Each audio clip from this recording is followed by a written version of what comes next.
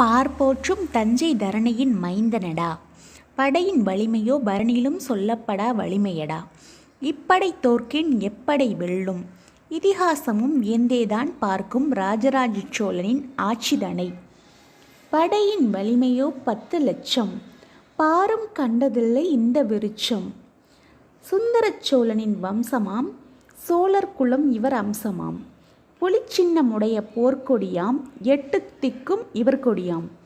பகைவருக்கும் பயம் காட்டுவார், பாசத்திலும் வெற்றி நாட்டுவார். தஞ்சை தரணியின் நாயகனாய் பரணி வந்த சோழக்குல அருள்வழி வர்மா. பெருவுடையார் கோவிலை கட்டி முடித்த மாமன்னா. நீர் மேலாண்மையில் நீங்கா புகழ் பெற்ற ராஜராஜா. மூவேந்தனையும் வெற்றி கொண்ட மும்முடி சோழா. பெருவுடையார் கோவில் ஊன்றுகோலாம், வாராகி தாயின் தூண்டுகோலாம்.